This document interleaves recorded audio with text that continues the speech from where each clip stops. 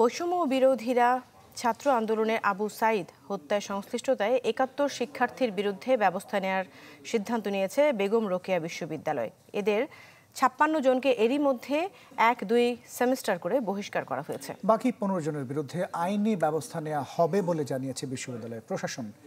এছাড়া জড়িত শিক্ষক, কর্মকর্তা এবং কর্মচারীদের পূর্ণাঙ্গ বহিষ্কারে সমর্থন দিয়েছে সিন্ডিকেট।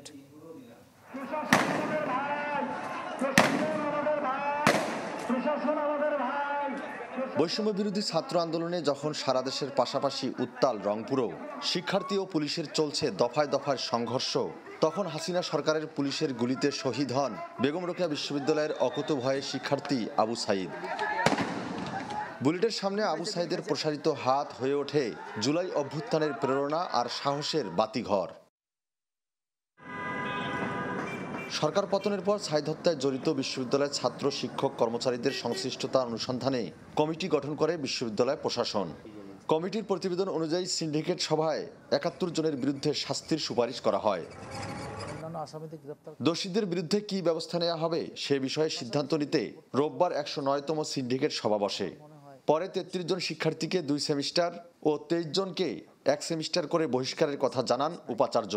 বাকি ১৫ জনের বিরুদ্ধে নেওয়া হবে আইনি ব্যবস্থা।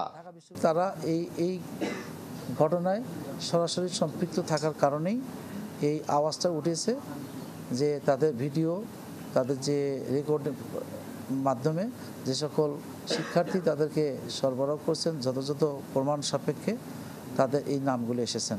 আমার নাম আপনার নাম তো আসে নাই, তার অর্থ আমরা ওই সময় ছিলাম না, আসছে জন্যই তাদের এই ব্যবস্থা। উপাচার্য আরও জানান, হত্যায় জড়িত শিক্ষক, কর্মকর্তা ও কর্মচারীদের বিষয়ে সিদ্ধান্ত নেওয়া হবে আগামী সিন্ডিকেট সভায়।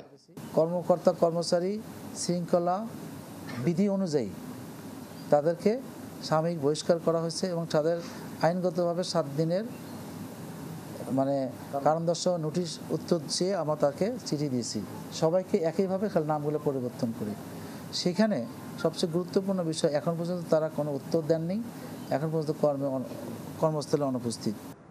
২০১৮ সালের আইন অনুযায়ী আবু সাঈদ হত্যায় অভিযুক্তদের বিষয়ে সিদ্ধান্ত নিতে উপাচার্যকে সমর্থন দেন সিন্ডিকেট সদস্যরা। ফখরুল শাহীন, চ্যানেল 24, রংপুর।